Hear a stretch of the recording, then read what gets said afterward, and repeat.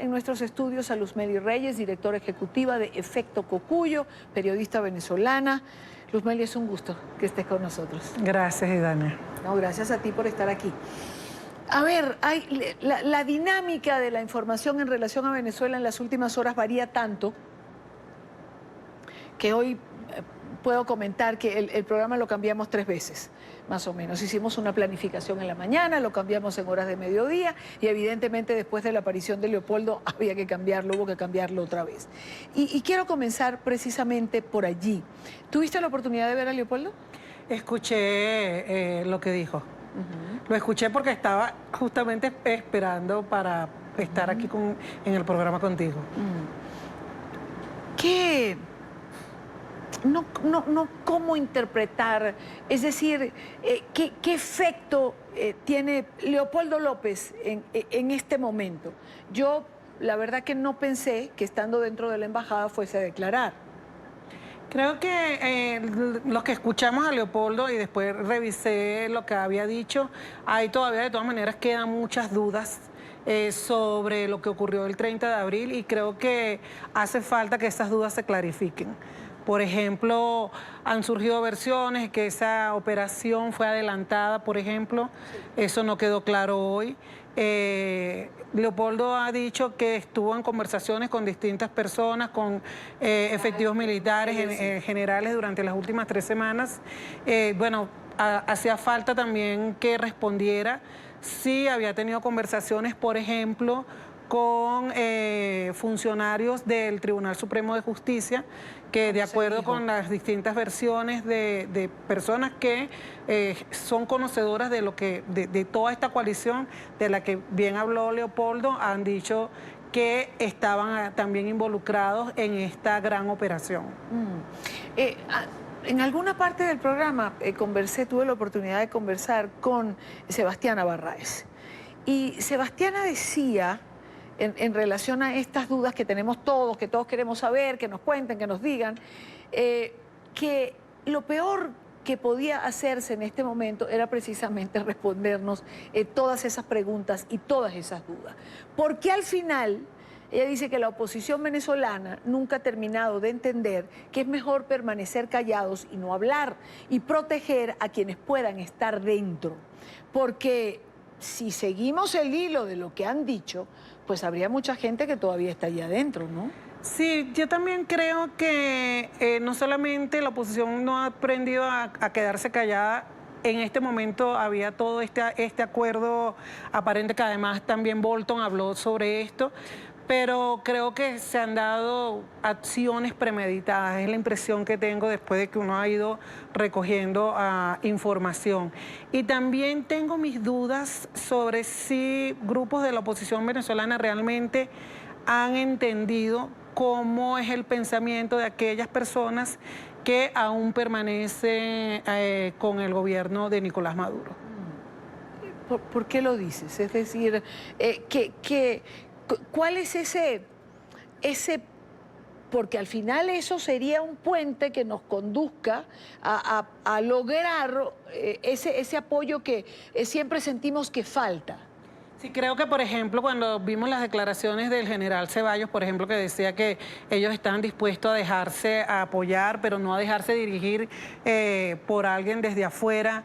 Si bien hay críticas sobre la intromisión de factores externos como Cuba y Rusia en Venezuela, también hay que entender un poco, comprender un poco cuál es el sentimiento y la formación que hay dentro de las Fuerzas Armadas Nacionales. Cuando uno empieza a ver por qué todavía la Fuerza Armada Nacional de Venezuela no termina, sus altos mandos no terminan de dar el paso que se les ha pedido, que es ponerse de acuerdo, cuadrarse, digamos, con la Constitución. Yo creo que hay que seguir indagando sobre eso y cuál es el pensamiento que hay allí. También, qué incentivos tienen de hacerlo, por ejemplo, cuando uno escuchó la declaración de Bolton, que era algo que íbamos recogiendo algunos periodistas, decir que, por ejemplo, ya había habido conversaciones no solamente con Vladimir Padrino, con el general Vladimir Padrino, sino también con otros efectivos y altos mandos de la Fuerza Armada Nacional. Uno también se tiene que preguntar por qué hizo esta declaración para dejarlos en evidencia, por ejemplo. Creo que allí hace falta todavía comprender cómo se está llevando a cabo, cómo se está haciendo la política dentro del propio chavismo. Claro. Ahora, cuando uno piensa que dentro de los militares puede haber molestia por la intervención de Estados Unidos o por las declaraciones, hombre, también uno puede preguntar cómo es que no se han molestado por dejarse manejar por los cubanos durante tantos años. Claro. Sí, bueno, esa es una respuesta que seguramente tendrán que dar ellos, pero lo que sí he ido recogiendo a entrevistar a chavistas disidentes, por cierto, es algo que me dijo un oficial que hace tiempo incursionó en la política y que ahora ya no está, fue uno de los primeros que abandonó el barco, que era que la Fuerza Armada nunca iba a reconocer a Guaidó, pero sí podía reconocer la situación en la que estaba el país y ponerse del lado de la Constitución. Entonces, un poco esas sutilezas que hay allí, pues. Claro, pero por ejemplo, le preguntaste o qué te dijo, ¿por qué no reconocer a Guaidó? Si se ponen al lado de la Constitución venezolana señala que en unas elecciones, bueno, que no son reconocidas, que no son claras, si no hay un presidente, hay un vacío de poder, el presidente de la Asamblea asume la presidencia interina, ¿dónde queda eso fuera de la Constitución? ¿Por qué no es? Porque hay una gran ideologización en la Fuerza Armada también. Claro. Y yo creo que eso, durante los últimos 20 años hubo una transformación de esa Fuerza Armada. Parte de lo que algunas personas te dicen es eso. Y de hecho, cuando empezó todo este levantamiento del 30 de abril, yo hablé con gente cercana a Maduro, y una de las cosas que me dijo una de estas personas de un alto cargo es que los militares bolivarianos nunca iban a dejar ser tutelado por algún factor de Estados Unidos, por ejemplo. Es una, digamos, una ideologización que hay allí. Claro. Cuando hablamos de la intromisión de Cuba y de, por ejemplo, de Rusia, en el caso de Rusia ha habido entrenamiento, ha habido asesoría en términos militares, pero pareciese que para ellos es muy cuesta arriba, al igual que para otras personas que se identificaron con el chavismo, es sentir que están siendo tutelados por un país como Estados Unidos. Ahora, hablemos de lo que fue, o por lo menos de lo que fue mi planteamiento al comenzar el día para conversar con Luz Meli, que es la represión que se ha producido en Venezuela y dentro de la represión a los periodistas. No sé si finalmente logramos tener, quería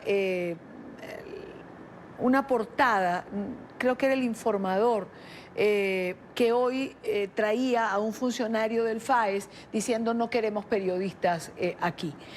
Ayer se les disparó a quienes estaban en las proximidades de la Carlota, ayer se hirió un fotógrafo, es decir, ahí está la portada del Informador, que me pareció muy buena, FAES, aquí no queremos a los medios. Bueno, ni ahí ni en otros muchos lugares en Venezuela. Siempre los medios y la prensa como en el foco de la represión, Luz Meli. Sí, fíjate que en Venezuela ha ocurrido un desmantelamiento de la prensa independiente. No solamente es que no quieren a los medios, a los periodistas en los hechos que se están generando, digamos, en la coyuntura, sino que tampoco quieren que haya periodismo crítico o periodismo independiente. De una u otra manera, no solamente atacan físicamente, ya eso está reportado, ya distintas organizaciones de derechos humanos han reportado cómo ha sido este ataque sistemático contra los reporteros y reporteras que están al frente de las manifestaciones, por ejemplo, cubriéndolas, y también cómo ha sido este desmantelamiento de la prensa independiente, desde toda la censura que hay en los medios tradicionales y en los medios radioeléctricos, por ejemplo, hasta el hecho de que la prensa regional, que era muy fuerte en Venezuela, cada estado prácticamente tenía un medio impreso muy fuerte y hasta 2 medios impresos, como eso ha sido prácticamente no solo desmantelado, sino barrido, porque no solamente porque hubo compras de esos medios, también por factores que todavía ni siquiera se saben quiénes son los dueños o que hicieron que cambiaran su línea editorial, sino también por una asfixia económica, porque no hay divisas para que estos medios puedan funcionar, porque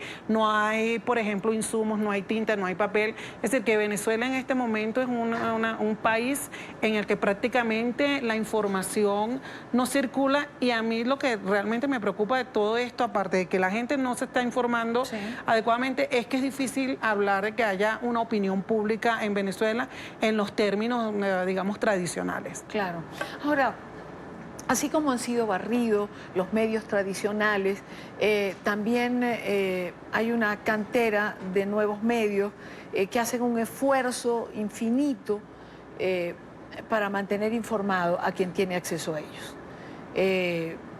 No solamente los medios internacionales que hacemos vida en Venezuela, sino plataformas digitales como la que tú diriges, Efecto Cocuyo. ¿Tenemos el mismo acceso? Es decir, la gente puede informarse a través de esta plataforma como lo hacía con los medios tradicionales. ¿Está aprendiendo a hacerlo? Fíjate que desde hace aproximadamente 5 años, cuando la gente empezó a percibir que le estaba siendo negada prácticamente muchísima información, empezaron a mudarse hacia las redes sociales, los usuarios empezaron a mudarse a las redes sociales, y se produjo un fenómeno en Venezuela bien interesante, que es que la gente empezó a seguir mucho a los periodistas a través de las redes sociales. Y esto fue lo que creo yo que dio como ese mercado de información que permitió que florecieran muchos medios digitales. En esa primera etapa todavía el control del gobierno, la mirada del gobierno no estaba puesta sobre estos medios emergentes, sino sobre los medios tradicionales, y hacia allá empezaron a la búsqueda de mayor control. Que creo que ha ido pasando en los últimos tiempos, que si bien ha habido una alfabetización y la gente empieza a buscar información a través de estas redes y estos medios digitales, el hecho es que ahora estos medios digitales, que eran como esa ventana que había en Venezuela, están siendo también atacados desde distintos flancos. ¿Cómo se ataca a estos medios? Bueno, se ataca de distintas maneras, pero una manera que es evidente, que ha sido también documentada, tiene que ver ahora con el bloqueo de acceso a las redes sociales, incluso con YouTube. Bueno, antes de entrar al programa, NetBlock es una plataforma que está midiendo cómo es el flujo de Internet. Detectó que nuevamente habían sido bloqueado el acceso a YouTube mientras estaba hablando Leopoldo López. Pero ya eso está documentado. También hay bloqueos, hay denegación de servicios, hay distintas estrategias técnicas para impedir que la gente pueda acceder a páginas y medios digitales que están produciendo muchísima información. Un ejemplo de esto es lo que le pasa al medio independiente de investigación Armando.info, y también a un medio que es El Pitazo, que tiene corresponsales en todo el país. Eso se está viviendo muchísimo en Venezuela, y por supuesto todo el acoso que hay a través de redes sociales también, y persecuciones a periodistas que están buscando información. Bueno, fue lo que pasó el 30, ¿no? También un bloqueo absoluto de YouTube, porque además la gente empieza a reportarlo inmediatamente. Hay un tuit de Gonzalo Gimiot, del Foro Penal Venezolano, que tuve la oportunidad de leer el 30 o ayer, no recuerdo, ya al final de la jornada. No lo voy a olvidar, porque él decía: para la memoria, los periodistas que con su valentía hicieron una vez más un esfuerzo por informar, y los medios que publicaban, y los periodistas y los medios que se callaron y no fueron capaces de decir nada. Yo creo que al término de esta etapa, que alguna vez tendrá que finalizar, la gente no olvidará la actitud de medios y periodistas. Yo lo digo cada vez que puedo, cada vez que tengo la oportunidad. Creo que si algo hay que reconocer a lo largo de todos estos años, es la valentía, el arrojo, el empuje, la voluntad del periodismo venezolano, y afuera y adentro. Así es. Porque creo que Alguien me decía el otro día, Luzmeli, que es periodismo con un grado de patriotismo, y yo creo que esa es una buena manera de definirlo. Yo creo que hay me encanta la forma como tú describes la situación que se vive en Venezuela y, digamos, las características de los periodistas venezolanos, tanto en el terreno como fuera del país, que creo que se han generado unas alianzas muy interesantes. De hecho, te voy a contar una anécdota. Cuando hubo esta primera levantamiento que hubo en Cotiza, cuando estuve en Cotiza, la gente decía, ¿dónde está NTN 24? ¿No? Y entonces a mí me llamó muchísimo la atención esto porque la gente buscaba la información, a pesar de que han sido bloqueados, la gente empieza a buscar información. Y creo que eso es uno de los aprendizajes. Uno de los aprendizajes que hemos tenido los periodistas venezolanos es que, independientemente de que la plataforma, el canal, digamos, haya sido bloqueado, es importante seguir estando en el terreno buscando la noticia y buscando maneras de cubrir los hechos y que esto se distribuya. Y yo de verdad que me siento muy orgullosa de formar parte de un gremio que cada vez que veo, sobre todo a los jóvenes periodistas que los veo en la calle, que fueron periodistas que crecieron, una generación de periodistas que creció en un ambiente sin libertad y sin embargo ellos saben lo que es la libertad y luchan por ella. Así es, yo también me siento orgullosa de nuestro gremio. Luzmeli, un gusto tenerte en el programa como siempre. Gracias. Vamos